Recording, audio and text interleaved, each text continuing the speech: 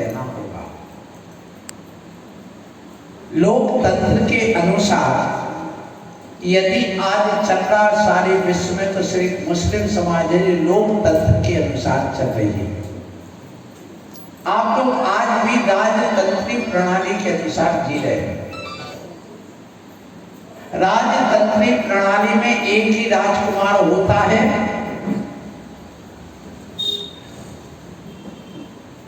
और राजा की आज्ञा पर सब चलते हैं।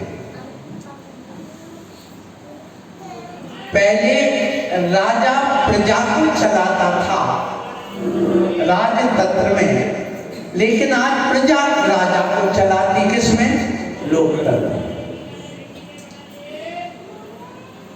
5 साल बाद जिसको हटा के अलग करना है वो किसके हाथ में है? प्रजा।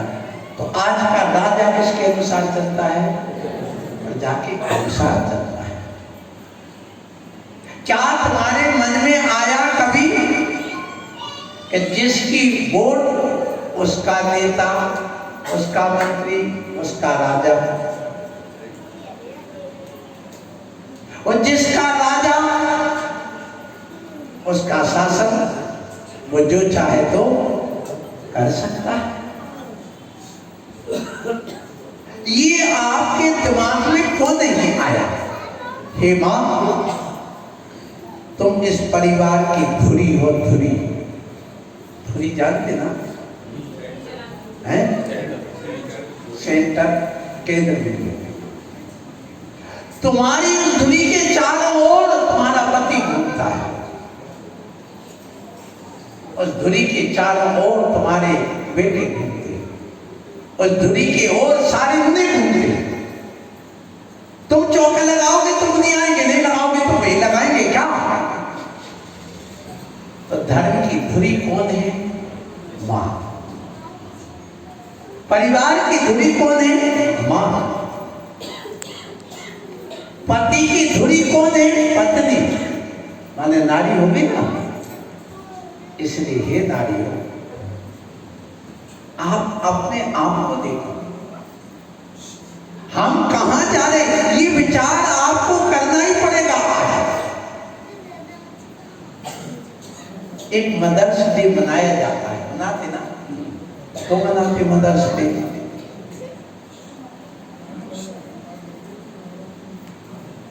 क्यों मनाएगा? विदेशों में जब इन बच्चों को स्वतंत्र छोड़ दिया, वो माताएं भी सर्विस करने जाने लगी, बेटे भी अपने अपने मस्ती में रहने लगे।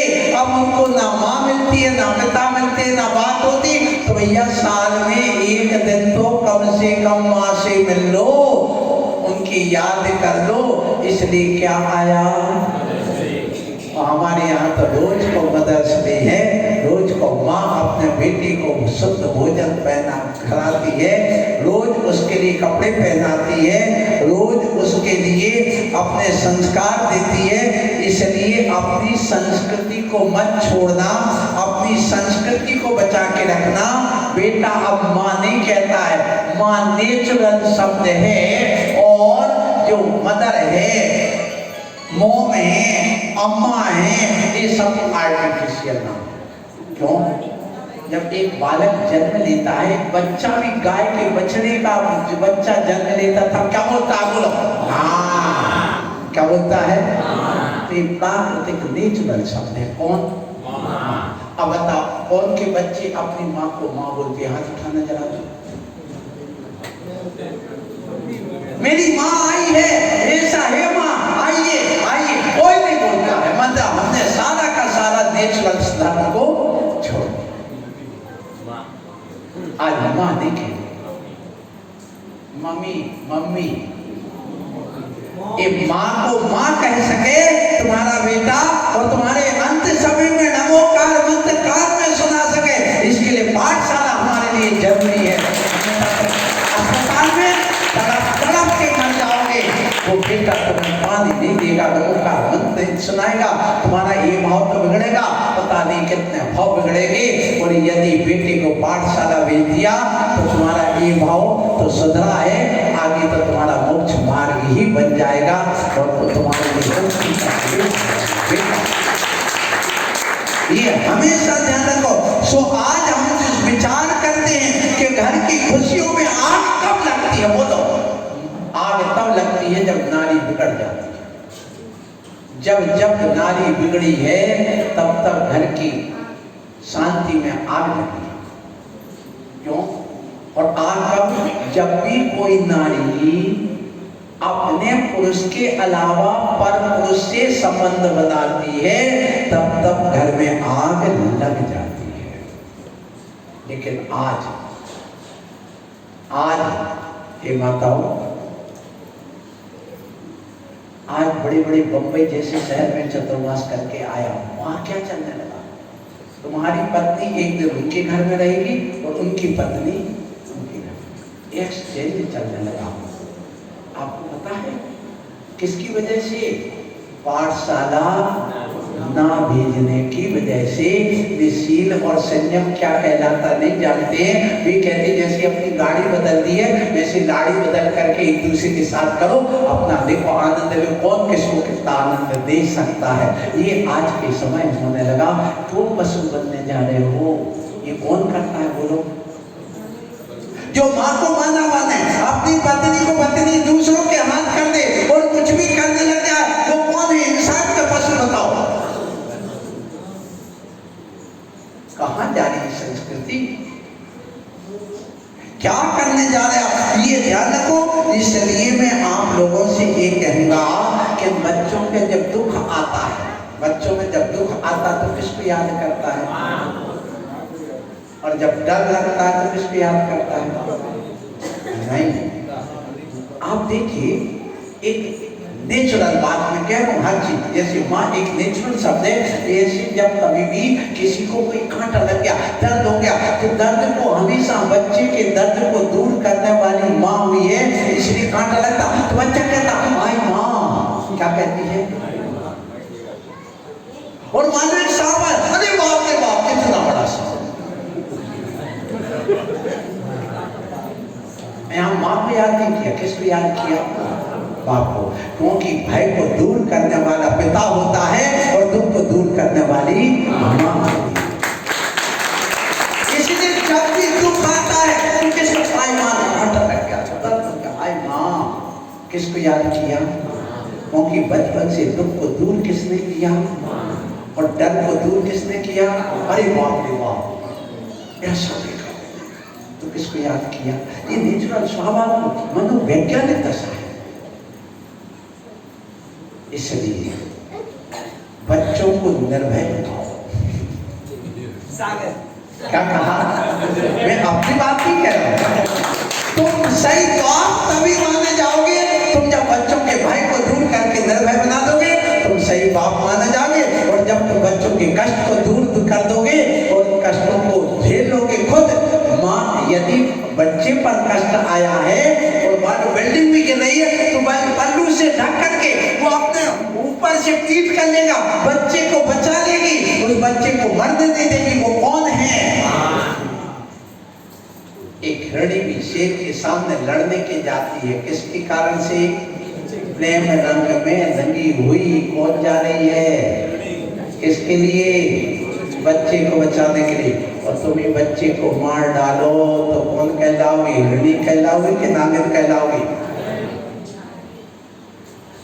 नागिन क्या करती है? बच्चे को मारती है। हे माता,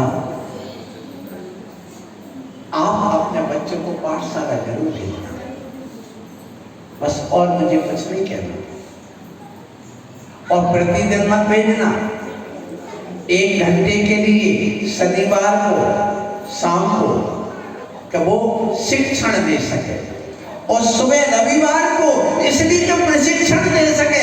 शिक्षण लेना माने थोड़ी, और शिक्षण का प्रैक्टिकल तो है, पूजा करेगा और सीख जाएगा माँ को कैसे हाथ जोड़ना है, कैसे नमस्कार करना है, कैसे उस बच्चे को सही मार्ग पर लाना है। ये आपको उन बच्चों को सिखाना होगा। इसलिए मैं आप लोगों से आज यही कहूँगा, देखो समय अपनी गति से बढ़ रहा है और ये जो प्रयास कर रहे हैं, आज मुझे तुमसे ये बताओ क्या लेना है? कोई नहीं लेना ना? फिर भी मैं क्यों आया हूँ? क्योंकि ये धर्म जीवित रहे, ये मोक्ष मार्ग बना रहे। आप बच्चा यदि मोक्ष मार्ग पर लगेगा उसका पुण्य मुझे मिलेगा, आपका बच्चा यदि मोक्ष मार्ग में लगेगा तो तुम्हें पुण्य लगेगा, आपका बच्चा यदि मोक्ष मार्ग में लगा रहेगा तो समाज को पुण्य मिलेगा, क्योंकि उस बच्चे से समाज जुड़ी है, उस बच्चे से परिवार जुड़ा है, उस बच्चे से गुरु जुड़ा है, उस बच्चे से धर्म जुड़ा है। इसलिए ये सारा केंद्र बिंदु क्या हो गया? पाठशाला। क्या हो गई? पाठशाला। अभी माँ थी केंद्र, अब कौन हो गई? पाठशाला। अब देखिए, अब माँ यदि उस बच्चे को यहाँ पाठशाला लाती है तो बच्चे को कितना अच्छा मिलेगा। हे माँ तुम सुन लो, इस संसार में यदि देखा जाए, तुम संसार में जितने बच्चे, जितने पुरुष, जितने भी आप देखे, तो ये माँ तुम शांति की आकार माने घर हो। तुम चाहो तो घर में आग लगा सकते हो और तुम चाहे तो इस घर की आग बुझा सकते हो। पुरुषों की आग बुझाने का काम कौन करती है? नारी। चाहे वो काम की अग्नि हो, चाहे पेट की अग्नि हो। अग्नि कितने प्रकार की? 5 प्रकार की। कितने प्रकार की? कौन सी बताओ? एक तो क्रोधाग्नि, क्रोध की अग्नि, वो भी जीव की है, सुनना। पर एक आती दावानल। दावानल कहाँ लगती है? बोलो। जंगल में। एक पड़वानल कहाँ लगती है? समुद्र में, जहाँ तेल निकलते उसमें आग लग जाती है। कितनी हो गई? 3। एक तो क्रोधाग्नि, दावानल, पड़वानल, एक कामानल, काम रूपी अग्नि, और एक जठरानल। जठर माने पेट की अग्नि। उसका बुझाने का काम कौन करती है? बोलो। ये नारी, ये माँ। इसलिए कितनी महान हो, कितनी महान हो। उस महानता को बनाए रखना, उस महानता में अपनी कमी मत आने देना। आप देखिए, जितना ह्यूमन राइट्स हमारे भारत देश में, इस जैन समाज में नारी को दिए गए, उतने दुनिया में कहीं नहीं किए गए। आप, मैं बताऊं, मैं एक पुस्तक लिख रहा हूं, मानवाधिकार। उसमें ये बताया गया नारी क्या है जैन दर्शन, क्या क्या उसको आरिका बनने का, 11 अंग को पढ़ने का, ज्ञान प्राप्त करने का, इस भाव में ना सही प्रभाव में मिलता, अपनी अपनी कर्मणी का फल सबको मिलता। इस भाव में नहीं, अगले भाव में तुम सीता बन करके शूर्पणखा नहीं बनना, सीता बन करके अपने जीवन को सत्य और संयम की ओर ले जा करके, और लव और कुश जैसे बालक को जन्म देकर संस्कारित करके, और वहां प्रतिष्ठ बन करके यहाँ आना, और गणधर और तीर्थंकर बन करके मुक्ति के मार्ग पर जाना। इतना बड़ा अधिकार तुम्हें, एक अधिकार और पहले दिया, ध्यान रखो। इसलिए हे मां तुम शीतल छाया हो, हे मां तुम करुणा की सागर हो, हे मां तुम अमृत की प्याली हो। क्योंकि वह बच्चा जीवित है, उसको अभय दान मिला है, तो किसकी वजह से? उसी की, तुम्हारी वजह से। यदि तुम वहीं एक टैबलेट ले आती, गर्भपात की, वो खा लेती, तो आज क्या खाने लगी माँ? बोलो। माँ क्या, वो बेटी खा खा के कॉलेज में जी रही है। क्यों? सारी दुनिया से, मैं तो 40 साल हो गए दुनिया को छोड़े, परंतु जो सुनने और देखने में आता है उसको जब हम लेकर के चले, और आज आपको देखने को भी मिल रहा है, आप सब लोग देख रहे हैं, सारी स्थितियों को देख रहे हैं। जब मैं मेरठ में चातुर्मास था 2012 में, 11 के यहाँ था, तो वहाँ पर जब वहाँ से कर्नाटक से लगभग 50-60 लड़कियां 2 दिन में एक गायब हो गई, पता नहीं कहाँ गई। उनका आज भी पता नहीं। भारत देश में एक साल में कम से कम 2 लाख लड़कियां गायब हो जाती, जिनका पता नहीं चलता कहाँ जाती हैं। अकेले भोपाल जैसे शहर में कितनी लड़कियां गायब हो जाती, पता नहीं चलता कि दुनिया में जिंदा है, मर गई है, कहाँ है, कुछ पता नहीं चलता है। जब पता चला तो छापा डाला गया वेश्यालयों में, तो वहां पर 7 लड़कियां जैनियों की मिली। धिक्कार है जिसको। कितनी लड़कियां कहां पर मिली? ये गलती किसकी? ये गलती इसलिए थी, उन लड़कियों को जब पकड़ा गया, दिल्ली की थी, वो आई थी यहाँ पर, उनको पता चला कि ये सब उसी की संगत में नहीं,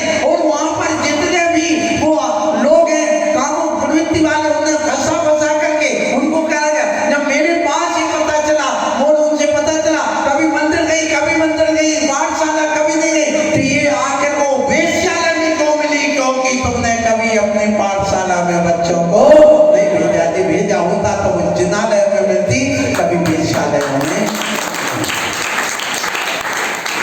विचार करिए, कहाँ जा रही है समाज? कौन सी पढ़ाई कराना चाहते हो? कौन से तुम उनको, हाँ आप अपनी आस्था पहले मजबूत बताओ बेटाओं बेटियों की, उनको धर्म के मार्ग पर लाओ, उनके अंदर अकाट आप अपने जैनी बनाओ। में आप जैनियों से कहता हूँ बार बार, आज कट्टर पंथ की बात करते हैं। अनिल भैया सुना, सौरभ के पिताजी किसकी बात करते हैं? कट्टर पंथ, ये सोनगढ़ पंथ, ये कांजी पंथ, ये 20 पंथ, ये 13 पंथ, इसकी बात करते कि नहीं? बोलो। हम आपसे एक ही कहेंगे, हमें कट्टर पंथी नहीं बनाना, हमें कट्टर जैनी बनाना है। और कट्टर जैनी बनाने के लिए बनाओ कट्टर जैनी। कट्टर जैनी वो मर जाए, गर्दन कट जाए, जैसे कि आपको मालूम हो एक विद्वान हमारे यहाँ का टोडरमल जी हाथी के पैर के नीचे को चल करके मरना स्वीकार किया, लेकिन कहीं गर्दन झुकाना स्वीकार नहीं किया। ये कट्टर जैनी। क्या ऐसे जैनी है? कोई हरा कपड़ा लेके घूम रहा है, कोई लाल लंगोट लेके घूम रहा है, कोई लोहा लेके घूम रहा है, कोई अगरबत्ती लेके घूम रहा है, कोई मसान की राख लेके घूम रहा है, तो कोई वहां श्रीफल लेके घूम रहा है, कोई अठवाई लेके, अठवाई जानते हो जो देवी आदि को चढ़ाते दुनिया के, पूरी उड़ी बना के मीठा मीठा चना चनौजी वगैरह, ये लेके घूम रहा है। लेकिन किसी ने अपने पाठशाला में आकर के गुरु के आगे पीछे घुमा होता तो ये उसके सारे विद्यार्थी निकल जाते और आज मुक्ति के मार्ग पर बड़ा होता। और इसलिए मैं कहना चाहता हूँ, हे माँ तुम अमृत की प्याली हो बच्चों के लिए, हे माँ तुम संपद हो, हे माँ तुम कंपन हो, हे माँ तुम दुनिया की कायाकल्प करने वाली हो, हे माँ तुम उस बालक की श्वास हो, तुम इस धर्म की श्वास हो, इस परिवार की श्वास हो, ये तुम नाड़ी हो। क्या हो? नाड़ी जानते हो? तुम नाड़ी नहीं, क्या हो? नाड़ी। किसकी नाड़ी? माने धड़कन। तुम पुरुष की धड़कन हो, तुम बेटी की धड़कन हो, तुम इस दुनिया की धड़कन हो। यदि नारी नहीं होगी तो कभी विकास नहीं होगा, नारी नहीं होगी तो मोक्ष समाप्त हो जाएगा, नारी नहीं होगी तो मोक्ष मार्ग समाप्त हो जाएगा, नारी नहीं होगी तो साधु बनना बंद हो जाएंगे, नारी नहीं होगी तो आहार बंद हो जाएंगे, नारी नहीं होगी तो धड़कन नहीं होगी, नारी नहीं होगी तो खेती नहीं होगी। क्योंकि जो बीज में बीज बोया जाता वो भी किससे बोया जाता है? नारी से। उसको बुंदेलखंड में बीज बोने वाली मशीन को क्या बोलते हैं? नारी। इसलिए हे नारी तुम सुन लो, सारी समस्याओं का समाधान हो, तुम मुक्ति के द्वार पर खड़ी हो। यहाँ तक कि सुन लो, और बड़ी बात क्या कहे, अरे हम यदि मोक्ष भी पाएंगे तो किसके साथ जाकर के रहेंगे अनंतकाल? वो है मुक्ति श्री, वो है नारी। ऐसी नारी के पास जाकर के माने हमें शरण अंत में कहाँ मिला? बोलो। अभी जनवाणी माँ की शरण में है, पर मुक्ति श्री की शरण में जाकर के रहना पड़ेगा। माने मोक्ष में भी हमें किसकी शरण लेना पड़ी? नारी की लेना पड़ी ना भैया। विनोद जी, बोरा जी, बोलो। तो कितना महत्व दे दिया तुम्हें, उसके बाद भी तो अपने आप को नहीं समझ पाओगे। कला 72 पुरुष की ताबे 2 सरदार, एक जीव की जीव का एक जीव उद्धार। तो पुरुष की कितनी कलाएं हैं, उनमें कितनी मुख्य है? तो पुरुष के कितने गुण हो गए? 72। अब नारी के गुण कितने हैं? चलो हम प्रवचन में सुना के गए पिछली बार 11 साल पहले चतुर्मास। बोलो कौन से हैं? नारी के गुण कितने होते हैं बताओ? है अकेले ब्यूटी पार्लर में जाकर के थ्रेडिंग, वैक्सिंग, ब्लीचिंग कराने के लिए जीवन नहीं मिला है, ये भी ध्यान रखना। आज यही तो चल रहा है।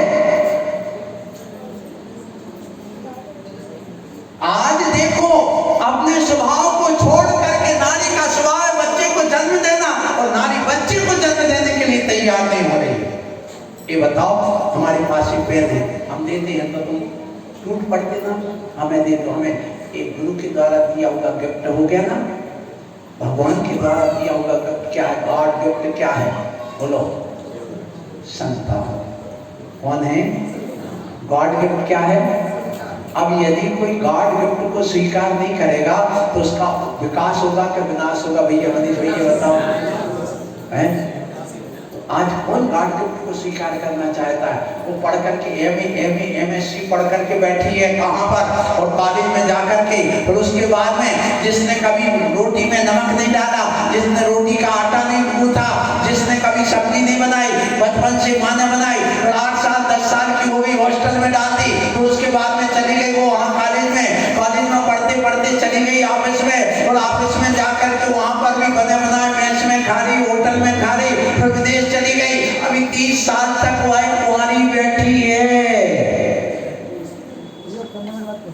जवान कितने साल में हो गई? 14 साल।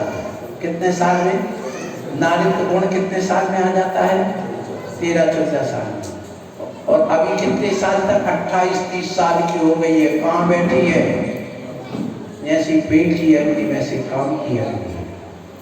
अब यदि वो दूसरे से संबंध बनाती तो इसमें गलती लड़की की है तो माँ बाप की? बोलो, किसकी है? अपनी गलती को स्वीकार करो कि मैं कहीं गलत कर रहा हूँ, कर रही हूँ, ये आपको स्वीकार करना पड़ेगा। क्योंकि ये माँ तुम्हारे लिए अपने आप को समझना है, ये पिता तुम्हें अपने आप को समझना है। उस बेटी में कहीं तुम्हारा खोट करने का निमित्त तो नहीं बनना, उसको भटकाने का तुम निमित्त तो नहीं बनना है। क्योंकि ये पिता क्या है? पिता एक सत्य है जो सत्य का दर्शन कराता है। पिता एक ऑपरेटर है जो पूरे अपने परिवार की ऑपरेटिंग करता है। पिता एक अपने आप में नियंत्रक है जो पूरा नियंत्रण करता है। पिता एक संकट मोचक है जो जैसे हनुमान को तुम संकट मोचक कह देते हो, ऐसे पिता भी पूरे परिवार पर आए हुए उस संकट को दूर करने वाला है। पिता एक आकाश में उड़ाने के लिए वायु का काम करता है। बेटा उड़ जा, जा बेटी उड़ जा, लेकिन ऐसा मत करना कि तू कटी पतंग के समान गिर जाए। ये बता, यदि आकाश में पतंग उड़ रही है तो कब तक सुरक्षित है? बोलो, जब तक डोर उड़ाने वाले के हाथ में, जब तक डोर से वह पतंग जुड़ी है, और जिस दिन पतंग से वह डोर टूट देगी, संबंध तोड़ेगी, तो कहाँ गिरेगी? बोलो, झाड़ी में उलझ जाएगी, कोई लूट ले जाएगा, बच्चे झगड़ने लग जाएंगे और उसका जीवन तबाह हो जाएगा। इसलिए हे माताओं, हे बेटा, हे बेटियों, अपने परिवार रूपी उस पिता से अपनी डोर दे करके अपने आप को सुरक्षित रखना, नहीं तो तुम लुट जाओगे, पिट जाओगे और मिट जाओगे। इसलिए पिता के महत्व को समझना, और उस पिता को समझना, उसने उड़ने के लिए तुम्हें आकाश दिया है, उड़ने के लिए स्वतंत्रता दी है, लेकिन डोरी को तोड़ करके मत करना। यदि डोरी को तोड़ दोगे तो जो पतंग की दशा होगी वो तुम्हारी दशा होगी। हे पिता, तुमने इन सब के लिए, परिवार के लिए प्रकाश दिया है। तुम अंधकार मत बांधना, अंधकार मत देना, अपने पिता के गुण को व्यवस्थित करके रखना। और हे पिता, आप अपने आप में क्या हो? रोटी, कपड़ा और मकान अपने आप में कौन है? पिता है। क्योंकि मकान बनाने वाला कौन? रोटी खाने के लिए सामान जुटाने वाला कौन? पिता। बोलो, इसलिए तुम्ही रोटी हो, तुम्ही मकान हो, और तुम्ही कपड़ा। आवरण किसने डाला? मर्यादा क्यों तोड़ते हो? इसलिए अपने आप को समझना। और हे पिता, तुमने सारा का सारा आंगन दिया उस बच्चे को खेलने के लिए, इसलिए ऐसे पिता का भी कर्तव्य बनता है कि वे अपने आप को समझे और अपने आप को समझ करके सही मार्ग पर चले। आपको मैं प्रवचन बहुत सुने, तुमने पहले भी सुने हैं, अभी भी सुन रहे हो। कभी आपको रिपीट नहीं मिलेगा तो दूसरी जगह सुनने चले जाओ तो भले मिल जाए, लेकिन मैं एक स्थान से दूसरे स्थान में कोशिश करता हूँ कि वही मैटर हमारा रिपीट ना हो, तुम्हें कुछ नया मिले। इसलिए ए बेटा, ए बेटी, इधर देखो, अब तुम्हें बोलना, तुम्हारे ऊपर बोलना पड़ेगा। अभी पिता की बारी हो गई, माँ की बारी हो गई, अब किसकी हो गई? बोलो, बेटा और बेटी। बेटी कौन है? बेटा कौन है? बेटा बेटी क्या है? तो सुन लो, अंतिम बात कह रहा हूं, समय बहुत हो रहा है। यदि बेटा घर की आन है तो बेटी शान है। क्या कहा गया? किसी ने लिखा है कि बेटा यदि कौन है? आन है, तो बेटी शान है। बेटा यदि वंश है तो बेटी अंश है। क्या कहा? वंश को मत उजाड़ना अपना। वंश कब उजड़ता है? वंश बेटी से नहीं चलता। वंश किससे चलता है? बेटी से चलता है। हमारी प्रशस्तियों पर महिलाओं के नाम नहीं लिखे जाते थे। क्यों? क्या करता था? आज तो सब लिखने लगे, सब करने लगे। क्यों? ये बताओ, एक कोई बेटी है, वो यदि यहाँ जन्म लिया, उसका नाम प्रशस्ति में रख दिया, लिख दिया। अब वो बेटी मान लो किसी मोह बस किसी धोबी के साथ भाग गए, तो अब वो कौन कहलाएगी? बोलो, वो किसके कुल की कहलाएगी? इसलिए स्वीकार नहीं, ऐसा नहीं चलेगा। और बेटा भाग जाए, विदेश भी चला जाएगा, तो किसका कहलाएगा? बाप का कि वो धोबी का? बोलो। इसलिए कुल खानदान वंश किससे चलता है? किससे चलता है? कुल दीपक है। क्या है वो? बेटे ना हो तो पैदा करो ना, बोल रहे हो? किसने मना करके तुम एक ही रखो? अरे हमने ऐसे देखे उस बेटे के इंतजार में, एक बेटे के इंतजार में 11 बेटियां हो गई एक परिवार में, बाद में जाकर के बेटा हुआ। पढ़ाओ लिखाओ, देखो ये बिल्कुल सुन लो, ये कौन को नहीं है पढ़ा लिखाओ। सुनो, खड़ी हो जाओ, सुनो, मैं आपको बताऊं। इन्होंने कहा महंगाई पढ़ाई हो गई, ये हो गई, वो हो गई। अब मुझे ये बताओ, तुम्हारी सास के पास कितनी साड़ियां थी? कितनी साड़ी थी? 5 साड़ी, 4 साड़ी। तुम्हारे पास कितने? 40 साड़ी कहां से आ गई? उस समय 10 रुपए की साड़ी आती थी, आज 1000 की साड़ी आती है। 50 साड़ी खरीदने के लिए महंगाई नहीं, एक बेटी को रोटी खिलाने के लिए महंगाई आ गई। दूसरी बात है, दूसरी बात सुनो, तुम्हारे बाप एक मकान में रहते थे, उसमें 4 भाई, 4 भाइयों के बेटे और क्या बेटे, तो क्या करते थे वो? उसके लिए था। अब तुम्हारे बेटा कितना है? 1, और मकान कितने हैं? 4। एक गांव में पड़ा है जो खंडर हो गया, जो दूसरे कब्जा कर रहे हैं, सुनना। दूसरा तुमने यहाँ खरीद लिया, अब देख लिया। तीसरा आपने प्लाट कर लिया, और बेटा मुंबई में जाके फ्लैट में रह रहा है। कितने मकान हो गए? और बेटा कितना है? तो 4 मकान खरीदने के लिए महंगाई नहीं हुई? पहले एक कमरे में 4 बेटे रह जाते थे, पूरा परिवार रह जाता, महंगाई नहीं थी। अब मुझे बताओ, तुम्हारे पिताजी पैदल जाके सब्जी ले आते थे, तुम कार खरीदने के लिए तुम्हें महंगाई नहीं?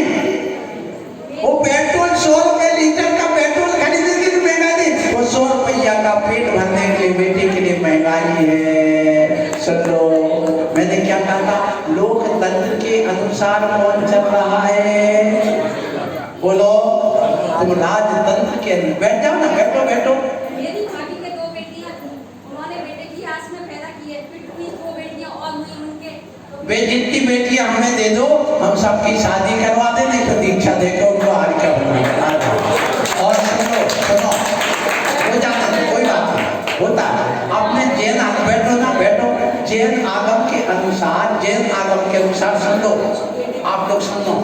जैन आगम के अनुसार पुरुषों की संख्या कम होती है और महिलाओं की संख्या ज्यादा। 3 गुनी बेटियां होती हैं। कितनी गुनी? समोसणों कहीं भी। अब आपको यदि विश्वास ना हो तो आप मुझे बताओ, मनुष्य तो परिवार नियोजन करा देता है, सोनोग्राफी करा के गर्भपात करा देता। ये बताओ, आपके यहाँ बंदर और बंदरिया है, आपके यहाँ बकरा और बकरियां हैं। बकरी ज्यादा होती है, बकरियां ज्यादा होती? बोलो, बकरी ज्यादा होती है, बकरे? बकरी ज्यादा होती, बंदर ज्यादा होती है, बंदरिया ज्यादा होती है? तो संख्या किसकी होगी ज्यादा? स्त्री की। इसलिए बहु विवाह था 96,000 रानियां किसकी? तभी तो वो पलती थी, तभी तो रहती थी। अब तो तुम्हारे एक बेटा को नहीं मिल रही बेटी, किसकी वजह से? गर्भपात, अधिक पढ़ाई की वजह से। गांव के सब हमारे बेटे बहुत विषय बदल रहा है, इसलिए मैं कहूँगा अपने बच्चे को चलाना है, गोद लीजिए। अब मैं आपको और बात बताऊं, जब इतनी बात तुमने खुलवाई दी कर दी, आज ये निर्भय सागर मुनि बना बैठा किसकी वजह से? किसकी वजह से? सुन लो, इस काया के पिता हुकुमचंद जी जो हर्षदत्त सागर जी मुनि बन करके समाधि लेकर के चले गए इस दुनिया से, उनके पिता भैया लाल को गोद लिया गया था। क्या किया था? उनके पिता जो रघुदेलाल जी, उनके कोई संतान नहीं थी, कोई संतान नहीं थी। उन्होंने गोद लिया, गोद लेने के बाद 3 शादी की। कितनी? अब विचार करो, पहले की कोई संतान नहीं हुआ, दूसरे की हुई तो भैया हुकुमचंद जी हुए, तीसरे वो 2.5 साल के थे और मर गए, तीसरी शादी की, उनसे 5 बच्चे कर पैदा करे। हमारे बाप ने भी 9 बच्चे पैदा करे। अब बताओ 9 बच्चे का बाप कौन बैठा जलाना तो खाना इधर विचार है। और सब एक से एक बढ़ करके हमारे यहाँ स्पष्ट लिखा हुआ, मैंने 50 बार का जब विषय खोला तो मैं पुनः कहूंगा, ये ध्यान रखना, देश को यदि बचाना है, देश को यदि बचाना है तो एक बेटा देश के लिए पैदा करके दे दो, चाहे बेटा हो चाहे बेटी, एक सरकार किसके लिए दे देना? वो मिलिट्री में जाए, कलेक्टर बने, एसपी बने, पुलिस में जाए, गेटकीपर बने, अथवा चाहे वह मंत्री बने, नेता बने, एक बेटा, एक संतान किसके लिए? उसका नाम देश भूषण। देश रहेगा, धर्म रहेगा, परिवार रहेगी, समाज रहेगी। कितना बेटा? एक संतान। दूसरी किसके लिए?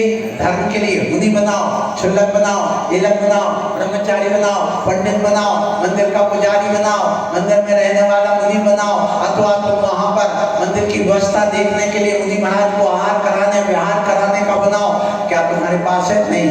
कितना हो गया? कितने हो गए? कौन कौन से? देश भूषण और एक धर्म भूषण, 2 हो गए ना। अब तीसरा, समाज की व्यवस्था के लिए, समाज के उत्थान के लिए, रिश्तेदारी के लिए समाज भूषण। कितने हो गए? 3। अब एक किसके लिए? माँ बाप की गद्दी संभालने के लिए, बुढ़ापे में अनुकारण सुनाने के लिए, सबकी आटा दाल चावल आदि व्यवस्था बनाने के लिए। तो कितने हो गए? 4। उसका नाम कुलभूषण। तो कितने हो गए? कम से कम एक मिनट लिखा, सागर धर्म में पढ़िए आप लोग। एक बेटा धर्म के लिए तो धर्म भूषण, एक समाज के लिए समाज भूषण, एक कुल के लिए कुल भूषण और एक देश के लिए देश भूषण। अब तुम्हारे यहाँ कितना है?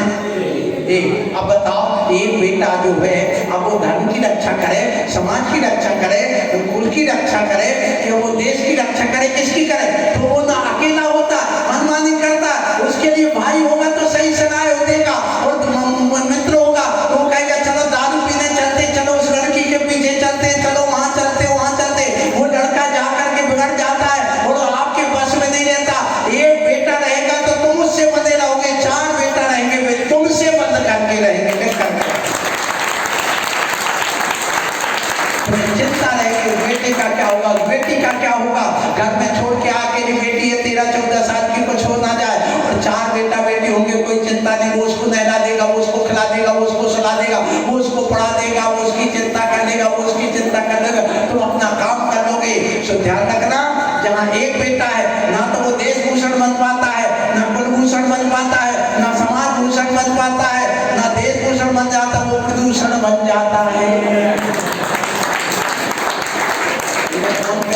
प्रदूषण, प्रदूषण के देश भूषण, समाज भूषण, बोलो विचार करना। मैंने कहा तुम लोकतंत्र के अनुसार नहीं चल रहे, राजतंत्र के अनुसार,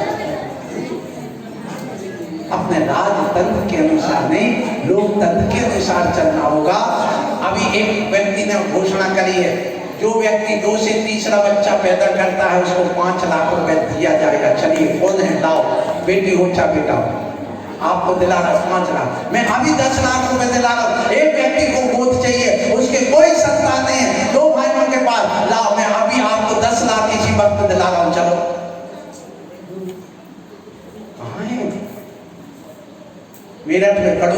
संपत्ति है, सोने की फैक्ट्रियां चल रही हैं, उनको चाहिए लाओ, कहते हैं बच्चे नहीं पढ़ रहे।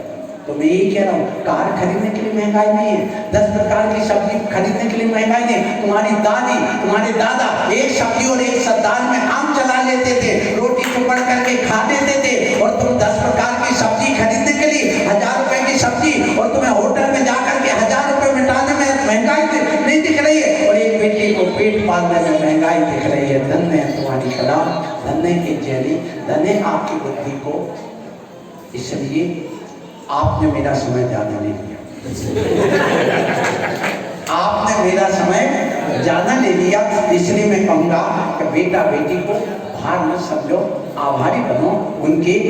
यदि बेटा वारिस है तो बेटी पारस है, यदि बेटा संस्कार है तो बेटी संस्कृति है, बेटा यदि भाग्य है तो बेटी विधाता है, ये भी ध्यान।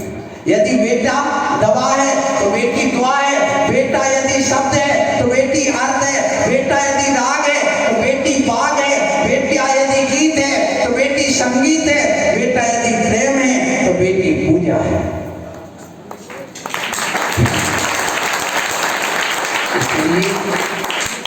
इसलिए ध्यान रखो, हमें दोनों चाहिए, दोनों चाहिए। जिनके बेटे नहीं हो रहे उनकी भी दवा है अपने यहाँ, और जिनकी बेटी बेटी हो रहे उनकी भी दवा है, उनकी भी दवा है। जिनके नहीं हो रहा है आपको गर्भपात नहीं कराना, जिनके हो रहा है आप संयम रखिए, आपको और दुनिया के नहीं करना, अन्यथा नमक सब वेद का बंद होता है। अपने यहाँ देखो, जो भी अपने अंगों पांव में छेदन करता है, पूरा कर्मकांड उठा के देख लो, सब में लिखा हुआ अगले भाव में नपुंसक होने वाला है। लेकिन हमने आगम की बात कहाँ मानी, आगम को तो बांध करके एक तरफ रख दिया, खूंटी पर टांग दिया, दाह संस्कार कर दिया, अर्थी निकाल दी। हम कौन से व्यक्ति हैं जो आगम के अनुसार चल रहा है आज के समय में? इसलिए मैं कहूँगा आप लोगों को बुरा तो नहीं करना, तो महाराज तो बहुत आज तो आपने 4 महीने सुने, कभी हमने रियायत करी क्या? नहीं करता। जब बोलता हूँ बाहर से सीधा दिखता हूँ, लेकिन बोलते समय तो बहुत कठोर हूँ। इसलिए आप लोग अपने जीवन में इस परिवार को बना के रखो, पाठशाला अच्छे से रखो, और ये आप लोग अपने कर्तव्य का पालन करो। आपको मेरा आशीर्वाद। और जितने चर्चा करी थी उनसे भी मैं कहूँगा, होता है अपना भाग्य होता है, परंतु देखिए बेटा और बेटी विज्ञान कहता है ये भी हमारे भाग्य पर है। क्यों? जिसके एक्स और वाई 2 प्रकार के क्रोमोसोम होते हैं। मैं विज्ञान की बात करूँ, जिस बेटा पैदा करना नारी के हाथ में नहीं है, किसके हाथ में? पुरुष के हाथ। जिसके वाई क्रोमोसोम होंगे उसके बेटा होगा। यदि पुरुष के पास भी एक्स क्रोमोसोम है और महिला के पास तो एक्स होते, वाई नहीं होते, बात ये लिख के रखो नहीं। अब यदि उनको चेंज करना, पुरुष चेंज कर सकता, तो क्या उसके खान पान में अंतर आना चाहिए। उसके खान पान क्या, जैसे मान लो दूध है तो गाय का दूध पिए, जिसके बछड़े होते हैं उसके क्रोमोसोम में चेंजिंग आती है। ऐसी बहुत सारी बात, मेरे पास आने जाना, हाथ जोड़ के प्रार्थना वो तो जब प्रसंग आ गया, मैं पढ़ के आया, मैं जानता हूँ उन सारी चीजों को। सो जो कुछ है मैं प्रवचन ही बता देता, मेरे कमरे में अलग से बता दो, नहीं तो मुझे रागी साधु बना दो।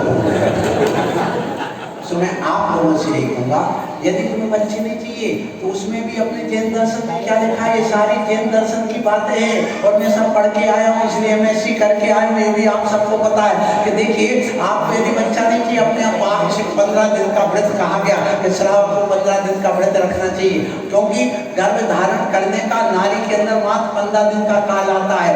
कब? मासिक धर्म के आगे पीछे आप डॉक्टर से पूछ लूंगा, मैं अभी बताऊंगा तो और दुनिया के पता गए महाराज का पढ़ाऊं लगे, का प्रवचन करने लगे और दुनिया के, क्योंकि क्षेत्रान्वेषी लोग बहुत है, वे अभी दोष और दे तो महाराज आत्मा की बात तो बता दे रहे और दुनिया की ये बातें बता रहे कि ऐसी गर्भ धारण करने का करने निकाय के महाराज ये गौरव नहीं कह रहे, क्योंकि बहुत ज्यादा पढ़े लिखे हमारे समाज में, मुझे पता है। इसलिए ये धर्म की रक्षा के लिए, स्थितिकरण के लिए सारी बातें बता रहे हैं। आपको किसी प्रकार के न गर्भपात कराना न कुछ, आप धर्म को पढ़ो, उनकी बातों को समझो, समझ करके आपके लिए 15 दिन यदि संयम से रहोगे, आपको कुछ भी किसी प्रकार से प्राकृतिक साधनों को अपनाने की जरूरत नहीं पड़ेगी। आपको जब चाहे तब बच्चा पैदा कर लो, नहीं करना तो उतने 15 दिन संयम से रहोगे, दोनों का कल्याण होगा, भला होगा। इसलिए आज पाठशाला के लिए जिन्होंने किया है सब करें। और मैं अंत बात और कहूँगा, कोई बात नहीं, कौन सी? तपोवन तीर्थ की। किसकी बात करूँगा? तपोवन तीर्थ आप सबको जाना है, उसके आपको उससे जुड़ना है। उसके फार्म में आप लोग यदि चाहें तो ये फार्म 2-3 मेरे पास यहाँ रखे हैं, ये दे देना। इसमें पूरा परिचय वगैरह दिया हुआ है। आप सब अच्छे से जीवन यापन करें। आप लोगों को खूब साधु मिलते हैं, बहुत सारे आपके यहाँ साधु आते हैं। फिरोजाबाद तो गले तक भरा है साधुओं से, और खूब प्रवचन सुन करके। निर्भय सागर की प्रवचन कहाँ ऐसे हो पाएंगे, कहाँ तुम सुनोगे, कहाँ आपको इच्छा है? हमारे प्रवचन की इच्छा जिनको दिखती है, हम वहीं चतुर्मास करते हैं। हमें तुम्हारे पैसे से मतलब नहीं है, तुम्हारे और समाज के पंथवाद से मतलब नहीं है, तुम्हारे धर्म से मतलब है, तुम्हारी आत्मा के कल्याण से मतलब है। इन बच्चों का उत्थान हो जाए, उन पाठशालाओं से मतलब है, तुम्हारा भविष्य उज्जवल बन जाए, उससे मतलब है। और हमें तुम्हारे कोई मतलब नहीं है। आप सब मोक्ष मार्ग पर बने, अपनी आत्मा का ध्यान करें, इन बच्चों में संस्कार आए। ये मेरा आशीर्वाद। उत्तम क्षमा। बोलो महावीर भगवान। जय बोलिए।